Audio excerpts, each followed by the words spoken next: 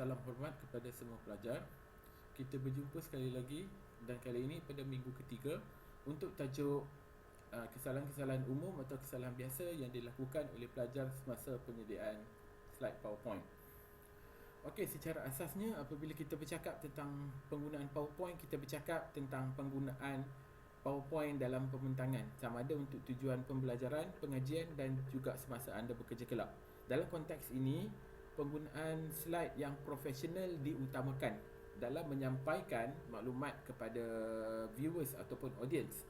Jadi di sini saya akan kongsikan sedikit beberapa kesalahan yang biasa dilakukan. Jika anda tidak melakukan kesalahan itu, terima kasih dan tahniah. Tapi saya beranggapan bahawa anda semua tidak melakukan kesalahan-kesalahan ini ya, dan anggap ia sebagai satu bentuk perkongsian maklumat.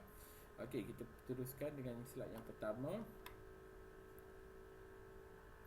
Okey, baik. Yang pertama ialah complicated visualization. Dalam konteks ini, apa yang dimaksudkan dengan complicated ialah terdapat lebih daripada satu maklumat yang perlu difokuskan.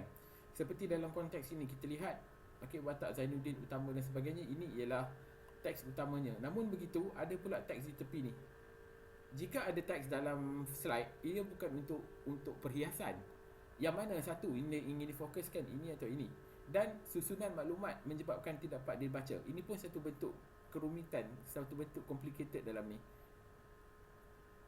Letak di position begitu, tetapi untuk dipertontonkan. What do you expect? Orang boleh baca ke tidak dalam keadaan teks yang begini? Okey. Begitu juga dengan yang kedua. Begini. Jelas anda boleh baca teks-teks yang macam ni? Sukar kan? Okey, sebab dia punya sebab nature begitu. Itulah, ini adalah complicated visualization. Nak kata boleh baca pun tidak, nak kata tak boleh baca pun tidak. Dan begitu juga yang ketiga ni. Ini ialah mungkin pembentangan untuk sales, untuk hasil perniagaan dan sebagainya. Namun begitu, jika maklumat ini disusun seperti menyerong macam ni, what is the purpose? Kalau orang tak boleh nak baca, orang sampai nak kena teling-teling kepala. So, jangan. Okay. Dan yang kedua ialah distracting background. Yes, background itu common, background itu perlu. Tetapi kadang-kadang jadi kebiasaan untuk kita memilih background yang banyak tona warna. Contohnya macam ni, gambar data ni. Dia banyak tona warna. Bila tona warna, dia mendatangkan kesukaran untuk awak pilih warna teks. Nak pilih hitam tak nampak, nak pilih putih tak nampak. Okey. Jadi penggunaan satu tona, okey, jadi dalam konteks ini penggunaan satu tona untuk teks tidak sesuai untuk pelbagai latar. Jadi dalam konteks ini tulisan tenggelam dan tidak dapat dibaca. Okey, begitu juga dalam konteks yang ini contohnya. Ini ada kita warna di belakang gambar Tunku Abdul Rahman, almarhum Tunku Abdul Rahman. Okey, dia boleh baca, tetapi gambar belakang itu dia distracting, dia mengganggu teks di depan. Begitu juga dengan yang belakang-belakang ni. Oh, meriahnya. Sangat meriah. Okey, so yang ketiga ialah lazy background. Ini memang satu hal. Tak ada langsung background, warna putih semata. Memang sangat-sangat malas dan tak profesional. Macam ni, sekurang-kurangnya masuklah satu color. Masuklah satu color ya, sekurang-kurangnya. Okey, minggu depan kita akan lihat cara nak masukkan warna simple saja. Kalau awak nak tak mau cari gambar dalam Google pun tak ada masalah. Cari warna, masukkan warna sahaja pun dah cukup. Okey. Kita akan lihat minggu depan. Okey, baik. Font design. Okey, penggunaan bentuk atau style font yang tak sesuai dengan bahagian tertentu. Biasanya bahagian isi slide. Isi slide itu bahagian untuk bahagian penting untuk viewers, untuk audience faham isi teks awak. Tapi teks itu tidak difahami, mungkin disebabkan oleh bentuk font yang tak sesuai. Okey, mungkin jarak kata ketebalan font yang terlalu tebal, ataupun mungkin jarak teks yang terlalu jauh. Contoh macam ni. Jauhnya jarak teks. Kenapa perlu jauh-jauh sangat? Okey, ataupun design yang tak perlu pada bahagian teks, efek yang tak perlu macam ni. Ada shadow. Padahal teks ni sudah boleh dilihat hitam, warna hitam di atas color pastel dan tak ada masalah untuk dilihat. Jadi tak perlu tambah apa-apa efek.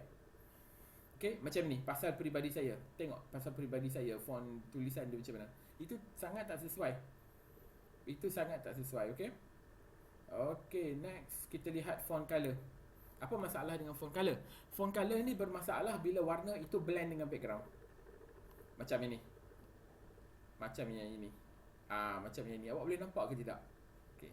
Pemilihan warna yang terlalu terang pun bermasalah juga. Yang ini. Yang macam hijau ni. Dia macam warna dia macam striking kot. Dia macam tak sesuai. Okey. Kiranya biasanya kesalahan ialah warna font gelap untuk background gelap, warna cerah untuk background cerah. Itu yang biasa dilakukan dan itu yang biasa dipilih. Dan perkara-perkara tersebut sangat tak sesuai. Sebab kita akan mengganggu pandangan of viewers atau audience. Okey, yang ketiga ialah too many colours. Terlalu banyak penggunaan warna dalam satu slide. Contohnya macam ni. Okey, nak guna warna banyak boleh. Sebab dia kreatif. Tapi itu untuk different purpose. Untuk jika teks itu untuk commercial, untuk slide itu awak hasilkan untuk creative purpose, design purpose, commercial purpose, bukan commercial lah. Design atau creative kind of things. Kan macam awak guna slide tu untuk hasilkan contohnya macam poster ke. Poster dia tak nak kadang-kadang dia perlu banyak warna. Yes. Tapi bukan untuk slide, bukan untuk slide pembentangan. Okey, jadi dalam konteks ini contohnya yang pernah biasa saya tengok kadang-kadang tu penggunaan warna yang berbeza untuk setiap point dalam slide. Boleh kita guna, tapi ada cara dia. Boleh kita guna, tapi ada cara dia. Sebab kadang-kadang tu dia macam satu dia ambil warna merah terang, merah cili tu, dan satu lagi dia ambil warna biru. Yang itu memang sangat tak sesuai. Okey, lepas tu penggunaan warna teks lebih daripada satu. Lebih satu dibolehkan tapi cuma perlu tahu caranya. Okey, kemudian kita lihat daripada konsep expect size. Apa masalah dengan size? Okey, baik. Penggunaan ruang yang kurang sesuai. Contoh tulisan yang terlalu kecil sedangkan ada banyak ruang. Contohnya macam yang nombor 1 ni. Ini ialah ruang kanvas untuk slide. Okey, ini adalah ruangnya. Ada teks kecil di tengah ni je. Ada teks kecil di tengah ni je. Lepas tu gambar ni di sini. Habis tu yang ruang di tepi-tepi ni untuk apa? Apa purpose ruang di tepi-tepi ni? Untuk hiasan, untuk letak barang jualan? Okey. Jadi dalam konteks itu, gunakan sebaiknya, gunakan seadanya. Jangan terlalu kecil. Jangan terlalu kecil. Dia jadi macam seolah-olah macam nak kecilkan je lah. Apa guna dia macam tu. Dia sangat-sangat tak sebab penggunaan ruang itu penting. Penggunaan ruang secara bijak. Penggunaan secara ruang itu bijak dia supaya tak terlalu kosong atau tak terlalu padat. Macam ini. Contohnya macam ini. Ini okeylah sebab dia ada gap. Sebab biasanya kalau tak kosong macam ni, biasanya pelajar dia akan buat teks tu, dia akan bertemu tepi ke tepi. Bertemu tepi ke tepi. Maksudnya ayat tu betul-betul dekat tepi border ni dan ayat hujung ni betul-betul kat tepi border. Benda tu itu pun tak sesuai. Dia tak sesuai sebab sekurang-kurangnya awak kena tinggalkan satu ruang, satu gap macam ni untuk teks. Awak kena tinggalkan gap di hujung, di kiri dan kanan ini untuk teks. Begitu juga atas dan bawah. Dia seolah-olah macam frame lah. Seolah-olah macam awak buat frame dalam slide tu. Okey, dia tak melangkau daripada frame tu. Okey, tapi kalau untuk gambar sebenarnya kalau awak nak bertemu bucu dengan bucu, tepi dengan tepi, itu tak ada masalah. Tapi bukan untuk teks. Okey. Kemudian shape design. Okey, shape design. Penggunaan shape yang tak sesuai untuk penghasilan teks profesional. Shape boleh guna ke tidak? Boleh, sangat-sangat boleh.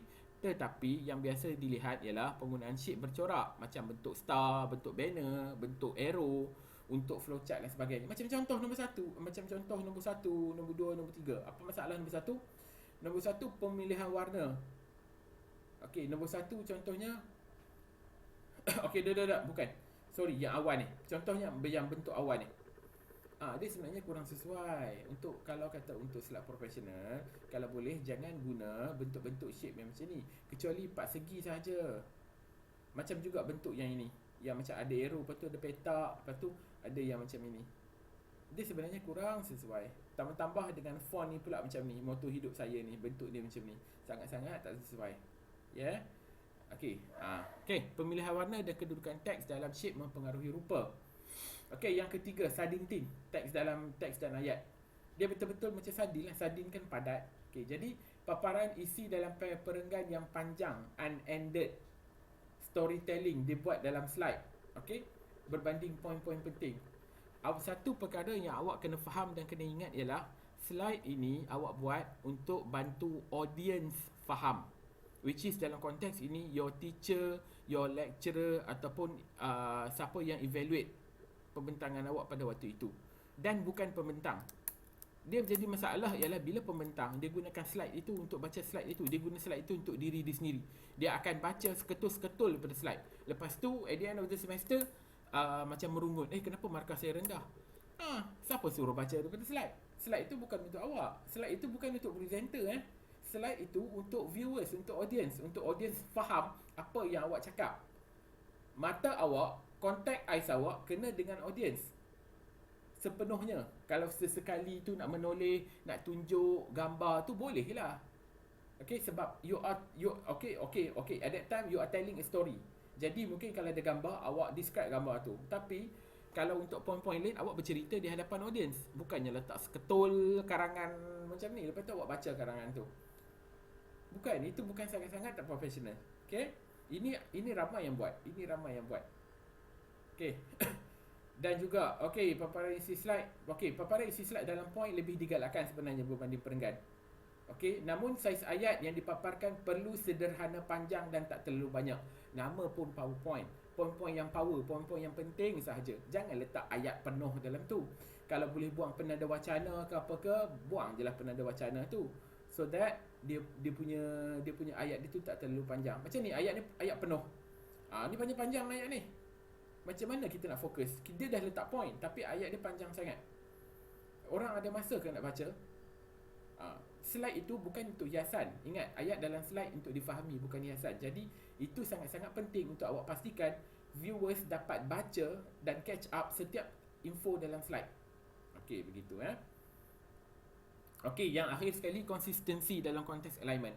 Macam kita tengok yang salah dan yang betul. Dia banyak orang yang dia alignment tu dia tak konsisten. Sekejap kiri, sekejap kanan, kejap kiri, kejap kanan. Jadi alignment tu sangat penting dalam bentuk, contohnya heading. Heading tu saiz berapa? Daripada slide 1 sehingga slide 8. Heading tu jenis Arial, saiz dia 14. Color dia color apa? Itu kena konsisten. Begitu juga dengan color untuk teks. Begitu juga dengan jenis bullet. Awak nak guna dot, bulat, awak nak guna 4 segi, awak nak guna arrow, dot dia macam mana? Semuanya bermula di tengah ataupun semuanya bermula di tepi. Itu kena konsisten. Ramai yang buat tak konsisten. Konsisten itu penting untuk pastikan slide awak nampak smooth, nampak seragam daripada awal sampai habis. Saya rasa itu sahaja penceritaan, perkongsian dan pembebelan saya untuk tajuk ini. Saya harapnya sesiapa yang ada buat kesalahan-kesalahan tersebut, buatlah hancarkan paradigma. Supaya awak dapat menjadi seorang pembentang yang baik dan menghasilkan bahan PPT yang berkualiti. Saya rasa itu saja. Salam hormat dari saya. Terima kasih. Bye.